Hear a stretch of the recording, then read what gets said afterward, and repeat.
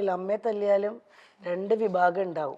ആ അമ്മയെ തല്ലിയത് അവർക്കത് വേണ്ടിയിട്ടാണ് എന്ന് പറയുന്നവരുണ്ട്. അയ്യോ മോശം, അതുണ്ടാവും എന്തായാലും. അത് അതിന്റെ വഴിക്കങ്ങ് പോവും. ഒരുപാട് നമ്മൾ മൈൻഡ് ചെയ്യണ്ട. ഓക്കെ ചേച്ചി, മനസ്സിലായി. ഇപ്പൊ നമ്മുടെ ലൈഫിൽ ചേച്ചിക്ക് പേഴ്സണലി തോന്നുന്നുണ്ടോ ചേച്ചിയുടെ ലൈഫിൽ ഒരു തിരിച്ചടി കിട്ടാനായിട്ട് ബിഗ് ബോസ് ആയിരുന്നു ഒരു മെയിൻ കാരണം? ബിഗ് ബോസ് എന്ന് പറയാൻ പറ്റില്ല. ഇല്ല, ഇത് ചില കാര്യങ്ങൾ സംഭവിക്കേണ്ടതായിരുന്നു. അതിപ്പോ അതിനകത്ത് ഒത്തിരി കാരണങ്ങളുണ്ട്. ഞാൻ മുന്നേ പറഞ്ഞു, ഒരു ഫാമിലി ലൈഫിന്റെ കാര്യമാണല്ലോ ഇപ്പൊ നിങ്ങൾ ചോദിച്ചത്. അത് ഇൻഡയറക്ട്ലി ചോദിച്ചതേ ഉള്ളൂ, മനസ്സിലായി എനിക്ക്. അല്ല മോളെ, അത് രണ്ടുപേരുടെയും ഭാഗത്തുനിന്നുണ്ടാകുന്ന പ്രശ്നങ്ങളും എല്ലാം കൂടെ വരുമ്പോഴാണ് അത് ഒരു വലിയ പ്രശ്നത്തിലേക്ക് പോകുന്നത്. ചിലപ്പോ അത് നമ്മൾ പലരും ഒക്കെ ഇടപെട്ട് അത് സോൾവ് ആയി പോവാറുണ്ട്. ചിലത് അങ്ങനെ ആവാറില്ല. ഈ എരുതിയിൽ എണ്ണ ഒഴിക്കുന്ന പോലെ ചിലപ്പോ അങ്ങ് ആളി കത്തും. പിന്നെ ഒരു സ്റ്റേജ് എത്തുമ്പോഴായിരിക്കും അയ്യോ ഇതൊന്നും വേണ്ടിയിരുന്നില്ല എന്നും തോന്നും. പക്ഷെ അപ്പത്തേക്കിനും ചിലപ്പോൾ സമയം കഴിഞ്ഞു പോയിട്ടുണ്ടാവും രണ്ടുപേരുടെ ഭാഗത്തു നിന്നും.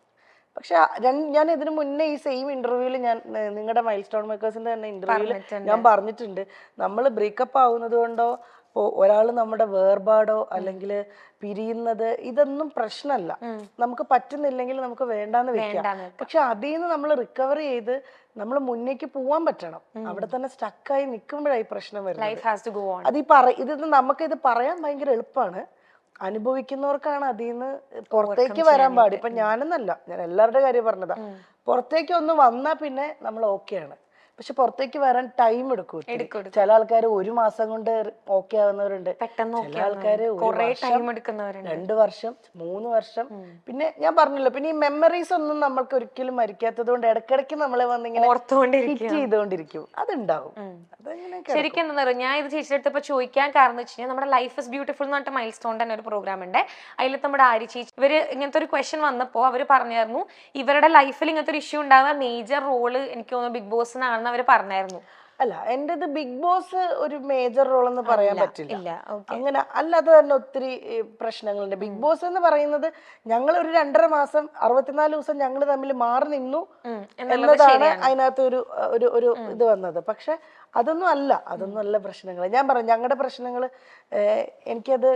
അത് ഞങ്ങളുടെ വീട്ടിനകത്ത് തന്നെ നിന്നോട്ടെ. അല്ല, ഞങ്ങളെ പേഴ്സണലി അറിയാവുന്നവർക്ക് അത് അറിഞ്ഞാൽ മതി. അത് പബ്ലിക്കായിട്ട് ഞാനായാലും കണ്ണനായാലും പറയാൻ ആഗ്രഹിക്കാത്തത് അത് വേണ്ടാന്ന് വെച്ചിട്ടാ. അല്ലെങ്കിൽ എനിക്കും പറയാം, കണ്ണനും പറയാം, 2 പേർക്കും ഉണ്ടാവുമല്ലോ പറയാൻ ഒത്തിരി കാര്യങ്ങൾ. അത് വേണ്ടാന്നുള്ളത് ഞങ്ങൾ തമ്മിൽ ഡിസിഷൻ എടുത്തതാണ്. മോൻ വളർന്നു വരെയല്ലേ, ഞങ്ങൾ അവന്റെ കാര്യം മാത്രമേ ഇപ്പൊ ശ്രദ്ധിക്കുന്നുള്ളൂ. അവന്റെ കാര്യം നോക്കി അവന് നല്ലൊരു അച്ഛനാണ് കണ്ണൻ, അവന് നല്ലൊരു അമ്മയാണ് ഞാനെന്നാണ് എന്റെ വിശ്വാസം. അപ്പൊ അങ്ങനെ അങ്ങ് പോട്ടെ, അവന് ഹാപ്പിയാണ്.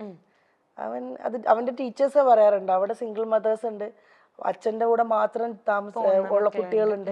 പക്ഷെ അവരെ പോലെ ഒന്നുമല്ല. അമ്പാടി ഫാദേഴ്സ് ഡേ വരുമ്പോ അമ്പാടിക്ക് അവിടെ കാർഡ്സ് ചെയ്യുമ്പോ ഈ ഫോട്ടോ ഞാൻ കൊടുത്തു വിടും, പാസ്പോർട്ട് എടുത്തിട്ട് കണ്ണന്റെ. അങ്ങനെ അവൻ എവിടെയും ഒരു പ്രശ്നം വരരുത്. അവൻ ഹാപ്പി ആയിട്ടിരിക്കണം, അത്രേ ഉള്ളൂ. അത് പുള്ളി അങ്ങനെ തന്നെയാ. എന്തായാലും മോനെ വിളിക്കും, പറ്റുന്ന പോലെയൊക്കെ വീഡിയോ കോളിൽ ചെയ്ത് സംസാരിക്കും. അവന് ഫോണുണ്ട്, അവന്റെ ഫോണിൽ വിളിക്കും. ചിലപ്പം ഈ കളിയുടെ കൂടുന്നത് കൊണ്ട് ഫോൺ എടുക്കത്തില്ല, വേഗം കട്ടിയിട്ട് പോകും. അതിപ്പോ എന്റെ അടുത്തുനിന്ന് ഷൂട്ടിങ്ങിന് ആളിവൻ പോയാലും കിട്ടാൻ വലിയ പാടാ. ലൈനില് വലിയ നടനായി പോകും. ഇവിടുന്ന് പോയാ കഴിഞ്ഞാ ജിജിയമ്മയൊക്കെ കൊണ്ടുപോകുന്നത് എനിക്ക് ഷൂട്ടോ അല്ല എന്തെങ്കിലും തിരക്കുണ്ടെങ്കിൽ. അപ്പത്തേക്കിനും വിളിച്ചാ വരെയ പോലില്ല. പിന്നെ ആ ലോകത്തിലായി. പിന്നെ രാത്രിയിലൊക്കെ അമ്മ ഷൂട്ടിങ് ഉറക്കമായിരുന്നു. ഭയങ്കര സംഭവമാണ്. ചേച്ചി പോവാറുണ്ട് അവന്റെ കൂടെ? വല്ലപ്പോഴും ഒക്കെ പോവാറുണ്ട്, പക്ഷെ കണ്ടിന്യൂസ് നിക്കത്തില്ല ഞാൻ. കാരണം ഇവനും ഇഷ്ടം ഇവന്റെ ആ സർക്കിളിൽ അങ്ങനെ നിക്കാണ്. ഞാൻ എന്റെ കുറച്ച് റെസ്ട്രിക്ഷൻ വരും. അമ്പാടി ഇവിടെ വാ, അമ്പാടി ഇവിടെ നിൽക്കി, അമ്പാടി ഇവിടെ നിൽക്കി. ഞാനില്ലെങ്കിൽ ജിജിയമ്മയുടെ അടുത്ത് കുറച്ചൊക്കെ നമ്പർ എടുക്കും. പിന്നെ ചെറുതും കൂടെ ആണല്ലോ, അപ്പൊ ഭയങ്കര കൺസേൺ കൂടെ കിട്ടുമോ കള്ള നിനക്ക്, അല്ലേ? ഇപ്പൊ ഞാൻ ചേച്ചിയുടെ അടുത്തൊരു ക്വസ്റ്റ്യൻ ചോദിക്കുകയാണെങ്കിൽ, നമ്മുടെ പ്രൊഫഷണൽ ലൈഫിൽ ഭയങ്കരമായിട്ട് ഷൈൻ ചെയ്ത് നിൽക്കുന്ന ഒരാളാ ചേച്ചി, ഭയങ്കരമായിട്ട് എല്ലാവരും നോട്ടീസ് ചെയ്യുന്ന ഒരാളാ ചേച്ചി. ചേച്ചിക്ക് എപ്പോഴെങ്കിലും തോന്നിയിട്ടുണ്ടോ പേഴ്സണൽ ലൈഫിൽ ഒരു ഫെയിലിയർ ആയി പോയി എന്ന് തോന്നുന്നുണ്ടോ? ഇല്ലില്ല, ആ സ്റ്റേജ് കഴിഞ്ഞു മോളെ. ഞാൻ പറഞ്ഞല്ലോ, ഞാൻ പറഞ്ഞില്ലേ നേരത്തെ, എന്ത് പ്രശ്നം വന്നാലും നമ്മൾ അവിടുന്ന് തിരിച്ച് എണീറ്റ് വരിക എന്നുള്ളതാ. അങ്ങനെ തിരിച്ചിപ്പോ ഞാൻ എണീറ്റ് വന്നിട്ടുണ്ട്. പിന്നെ അത് ഫെയിലിയർ ആയിന്ന് തോന്നാൻ ഇപ്പൊ ഫാമിലി ലൈഫ് ഇല്ല എന്ന് പറയുന്ന ഒരു ഹസ്ബൻഡ് വൈഫ് അങ്ങനെ ഒരു റിലേഷൻ ഇല്ല എന്നൊഴിച്ച് എൻ്റെ കൂടെ എനിക്ക് മോനുണ്ട്, എനിക്ക് ഫാമിലി എന്ന് പറയാൻ എനിക്ക് മോനുണ്ട്, എന്നെ അങ്ങനെ സ്നേഹിക്കുന്ന കുറേ സുഹൃത്തുക്കളുണ്ട്, എൻ്റെ കൂടെ കൈപിടിച്ച് നിൽക്കാൻ എന്നെ ഉറപ്പായിട്ടും എൻ്റെ ബന്ധുക്കളൊക്കെ പണ്ടത്തെക്കാളും അവരെല്ലാവരുമായിട്ട് ഞാൻ കുറെ കൂടെ അറ്റാച്ച്ഡ് ആയിപ്പോ. ബിഗ് ബോസിന്റെ സമയങ്ങളിലേക്കാളും ഒക്കെ എൻ്റെ ബന്ധുക്കൾ എല്ലാവരുമായിട്ടും വരലുണ്ട്. എനിക്കൊരു ചേട്ടനുണ്ട്, ചേട്ടൻ്റെ പേര് ശരത് എന്നാണ്, ചേട്ടന് വൈഫ് പ്രിയ, അവർക്ക് 2 മക്കളുണ്ട്. ഒക്കെ അവർ വരും. അമ്പാടിക്ക് ഭയങ്കര ജീവനാണ്, ഭയങ്കര ഇഷ്ടമാണ് അവരെ. അപ്പൊ അങ്ങനെ എനിക്ക് ഫാമിലി എന്ന് പറഞ്ഞാൽ എനിക്ക് കുറെ പേരുണ്ട് ഇപ്പോ, സ്വന്തമായിട്ട് ബന്ധുക്കളായിട്ടും സുഹൃത്തുക്കളായിട്ടും എന്നൊക്കെ പറഞ്ഞ്. അപ്പൊ അതിനകത്ത് ഇങ്ങനെ ഒരു സംഭവം ഒഴിച്ചാൽ അപ്പൊ അതെപ്പോഴും നമുക്കുള്ളിലൊരു വിഷമാണത്. അതൊരിക്കലും അയ്യോ ഞാൻ പരാജയപ്പെട്ടു പോയി, ഞാൻ സക്സസ്ഫുൾ ആണ്. എൻ്റെ മോനെ ഞാൻ സക്സസ്ഫുൾ ആയിട്ട് തന്നെ ഇരിക്കുന്നത്. എൻ്റെ മോനെ ഞാൻ നന്നായിട്ട് എനിക്ക് നോക്കാൻ പറ്റുന്നുണ്ട്, അവൻ്റെ കാര്യങ്ങൾ നോക്കാൻ പറ്റുന്നുണ്ട്, അവൻ ഹാപ്പിയാണ്. ആ രീതിയിൽ ഞാൻ 100% സക്സസ്ഫുൾ ആണ്. ഇൻഡസ്ട്രിയിലും വലിയ കുഴപ്പമില്ല. അതിങ്ങനെ ഇങ്ങനെയാണ് പൊയ്ക്കൊണ്ടിരിക്കുന്നത്. കയറി ഇറങ്ങി അത് ഞാൻ പറഞ്ഞ ഒരു ബ്രേക്ക് ത്രൂ കിട്ടുന്നവരെ നമ്മൾ ക്ഷമിക്കുക, വെയിറ്റ് ചെയ്യാന്നേ ഉള്ളൂ. ആ വെയിറ്റ് ചെയ്യണം, ബാക്കിലോട്ട് പോവാതെ, അത്രേ ഉള്ളൂ. എനിക്ക് ശരിക്കും ചേച്ചി പറയുമ്പോൾ ശരിക്കും ഫീൽ ചെയ്യുന്നുണ്ട്. ഇപ്പൊ ഞാൻ ചേച്ചിയുടെ അടുത്ത് ആ ക്വസ്റ്റ്യൻ ചോദിക്കാനുള്ള കാരണം എന്ന് വെച്ചാൽ കുറെ ഇപ്പൊ സൊസൈറ്റിയിലാണെങ്കിലും കുറെ പേരുടെ വിചാരമുണ്ട് ഇപ്പൊ സെപ്പറേറ്റഡ് ആയി എന്ന് പറഞ്ഞു കഴിഞ്ഞാൽ ദാറ്റ് മീൻസ് ഒക്കെ എന്തൊക്കെയോ തീർന്നു പോയി, അല്ലെങ്കിൽ ലൈഫിന്റെ എന്താണ് ഫുൾ സ്റ്റോപ്പ് ആയി എന്നൊക്കെ. ബട്ട് ചേച്ചിയുടെ അടുത്ത് ആൻസർ കിട്ടാൻ വേണ്ടിയിട്ടാണ് ഞാൻ ശരിക്കും ചോദിച്ചത് കേട്ടോ. അത് എനിക്ക് അങ്ങനെയൊക്കെ തോന്നിച്ചൊരു സമയം ഉണ്ടായിരുന്നു. പക്ഷെ അങ്ങനെയുള്ളവർക്ക് വേണ്ടിയിട്ടാണ് അങ്ങനെ ഒരു പക്ഷെ അതൊന്നുമല്ല. ഇപ്പൊ അമ്പാടി ഉണ്ട്, അമ്പാടിക്ക് ഒത്തിരി കാര്യങ്ങൾ ചെയ്യാനുണ്ട്. എനിക്കിപ്പോ 34 വയസ്സ് കഴിഞ്ഞു, എനിക്ക് ഇനിയും കിടക്കുകയാണ് ഒരുപാട് വർഷങ്ങൾ. നല്ല ഒത്തിരി കാര്യങ്ങൾ ചെയ്യാൻ, ഒത്തിരി സിനിമകൾ ചെയ്യാൻ, അല്ലെങ്കിൽ ഒത്തിരി എന്തെങ്കിലുമൊക്കെ ബിസിനസ് കാര്യങ്ങൾ ചെയ്യാൻ ഒക്കെ ഇനിയും കിടക്കുകയാണ്. നമുക്കൊന്നും ആരും എവിടെയും പരാജയപ്പെട്ടു പോകുന്നില്ല. ദൈവം അനുഗ്രഹിച്ച് നമുക്ക് വേറെ അസുഖങ്ങളോ പ്രശ്നങ്ങളോ ഇല്ല. ലൈഫിൽ ഏറ്റവും വലിയ പ്രശ്നം എന്ന് വെച്ച് കഴിഞ്ഞാൽ ഭയങ്കരമായ രോഗങ്ങൾ പിടിപെടുന്നതാണ്. അതൊന്നും ഇല്ലാത്തിടത്തോളം ഞാനും എൻ്റെ ഫാമിലിയും അല്ല എന്നെ ഞാനും ചുറ്റിപ്പെടുന്ന ആൾക്കാരെല്ലാവരും ഹാപ്പിയാണ്. രോഗങ്ങൾ ആർക്കും വരാതിരിക്കട്ടെ, അതാണ്. അതെ, ഹെൽത്തി ആയിട്ടിരിക്കട്ടെ. ആ രോഗങ്ങൾ വന്നാൽ അത് ക്യൂർ ആവട്ടെ, അല്ലാതെ വലിയ അസുഖങ്ങൾ വരാതിരിക്കട്ടെ. അങ്ങനെയുള്ള ആൾക്കാർ നമ്മുടെ ചുറ്റിനുമുണ്ട്. അതൊക്കെ വെച്ച് നോക്കുമ്പം ഒത്തിരി ഭാഗ്യം ചെയ്ത ആൾക്കാരാണ് ഞാനും മോനും എൻ്റെ കൂടെ ഉള്ളവരും എല്ലാവരും. അപ്പൊ അതുകൊണ്ട് അങ്ങനെ പരാജയം എന്നൊരു സാധനം, അങ്ങനെ ഒരു തോന്നലില്ല. ഞാൻ നല്ല ഹാപ്പിയാണ്. ഞാൻ ഭയങ്കര സ്ട്രോങ് ആയിട്ടാണ് ഇപ്പൊ ഉള്ളത്. പിന്നെ സംടൈംസ് ചില ദിവസങ്ങൾ നമുക്ക് നല്ലതായിരിക്കും. എല്ലാ ദിവസവും എനിക്ക് സന്തോഷം തന്നു കഴിഞ്ഞാല് അത് ശരിയാകത്തില്ലല്ലോ. എല്ലപ്പോഴും ഒന്ന് നമുക്ക് ചില ദിവസങ്ങൾ ഭയങ്കര ഡൗൺ ആയിരിക്കും ഞാൻ. പക്ഷെ ആ ഡൗണിൽ തന്നെ നിൽക്കില്ല ഞാൻ. ഉറപ്പായിട്ട് വന്ന് ഒരു ഉച്ച വരെ ചിലപ്പോൾ ഭയങ്കര ഡൗൺ ആയിരിക്കും. ഉച്ച കഴിയുമ്പോൾ ഞാൻ ഓക്കെ ആവും. അത് ചിലപ്പോൾ അമ്പാടി വരുമ്പോഴായിരിക്കും ഞാൻ എപ്പോൾ വിഷമിച്ചാലും അമ്പാടി എപ്പോഴും ചോദിക്കും എന്നോട്, അറിയോ ഓക്കെ അമ്മ, ചോദിക്കാറുണ്ട് അമ്പാടി.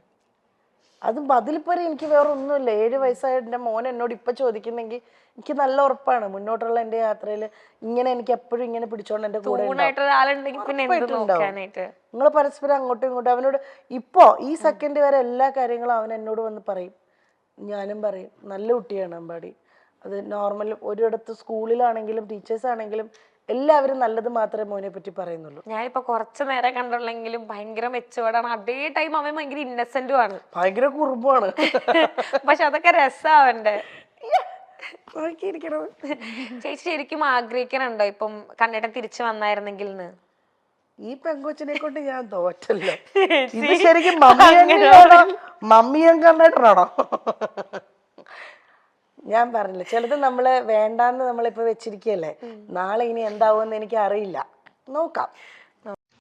മിനി സ്ക്രീൻ ആരാധകരെ ഏറെ ഞെട്ടിച്ച ഒരു വാർത്തയാണ് നടി വീണ നായരുടെ വിവാഹമോചനം.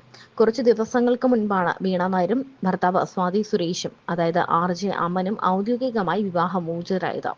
കുടുംബ കോടതിയിലെത്തിയാണ് വിവാഹമോചനത്തിന്റെ അവസാന നടപടികൾ ഇരുവരും പൂർത്തിയാക്കിയത്. 2014 വീണ നായരും RJ അമൻ ഭൈമി എന്ന സ്വാതി സുരേഷും വിവാഹിതരായത്. ഇരുവർക്കും ഒരു മകനുണ്ട്. 2022 ഇരുവരും പിരിയുന്നുവെന്ന തരത്തിൽ വാർത്തകൾ വന്നു തുടങ്ങിയത്. പിന്നീട് തങ്ങൾ ഒരുമിച്ചല്ല എന്ന് സ്ഥിരീകരിച്ച വീണ നായർ നിയമപരമായി ബന്ധം വേർപെടുത്തിയിട്ടില്ല എന്ന് വ്യക്തമാക്കിയിരുന്നു. വേർപിരിഞ്ഞ് ജീവിക്കാൻ തുടങ്ങി 3 വർഷത്തിന് ശേഷമാണ് നിയമപരമായി ബന്ധം വേർപെടുത്തിയത്. ജീവിതത്തിൽ താൻ സന്തോഷവതിയാണെന്നും മകൻ തങ്ങൾ രണ്ടുപേർക്കുമൊപ്പം മാറി മാറി വളരുമെന്നും മുൻപ് ഒരു അഭിമുഖത്തിൽ വീണ പറഞ്ഞിരുന്നു. എന്റെ മകൻ സന്തോഷവാനാണ്. അവൻ ഞങ്ങളെ രണ്ടുപേരെയും മിസ് ചെയ്യുന്നില്ല. കണ്ണൻ വരുമ്പോൾ അവൻ അദ്ദേഹത്തിനൊപ്പം പുറത്തു പോകാറുണ്ട്. അവൻ അച്ഛന്റെ സ്നേഹം കിട്ടുന്നുണ്ട്. എനിക്കൊരമ്മയുടെ സ്നേഹം മാത്രമേ കൊടുക്കാൻ പറ്റൂ. അച്ഛന്റെ സ്നേഹം കൊടുക്കാൻ പറ്റില്ല. അത് അവൻ അദ്ദേഹത്തിലൂടെ ഇപ്പോഴും കിട്ടുന്നുണ്ട്. ഞങ്ങൾ തമ്മിലുള്ള പ്രശ്നം അത് ഞങ്ങൾ തമ്മിലുള്ള പ്രശ്നം മാത്രമാണ്. എല്ലാവരുടെയും ജീവിതത്തിൽ എല്ലാ കാര്യത്തിനും ഒരു ഫുൾ സ്റ്റോപ്പ് ഉണ്ടാകും. അതുപോലെ ഫുൾ സ്റ്റോപ്പ് ഇക്കാര്യത്തിലും ഉണ്ടാകും. അതങ്ങനെയാണ് എന്നുള്ളത് വൈകാതെ അറിയിക്കും. ബിഗ് ബോസ് ദാമ്പത്യത്തെ ബാധിച്ചു എന്ന തരത്തിലുള്ള വാർത്തകളൊക്കെ വീണ നിഷേധിച്ചു. ഒരു ഷോ കാരണമൊന്നും തകരുന്നതല്ല ഒരു കുടുംബം. അത് കുറേ നാളുകളായുള്ള യാത്രകൾ കൊണ്ട് സംഭവിക്കുന്നതാണ്. ബിഗ് ബോസ് കാരണം തന്റെയും മഞ്ജു പത്രോസിന്റെയും ഒക്കെ കുടുംബം തകർന്നുവെന്ന് പല കമന്റുകളും കണ്ടിരുന്നു. അതങ്ങനെയല്ല എന്നും വീണ പറയുന്നു. മിനി സ്ക്രീൻ പരമ്പരകളിലൂടെ അഭിനയ ലോകത്തേക്ക് എത്തിയതാണ് വീണ നായർ. പിന്നീട് ഒരു ഹാസ്യ നടി എന്ന രീതിയിലും ശ്രദ്ധിക്കപ്പെട്ടു. പിന്നീട് സിനിമകളിലും വീണ സജീവമായി. വെള്ളിമൂങ്ങയിലെ കഥാപാത്രവും ഏറെ ശ്രദ്ധ നേടിയിരുന്നു.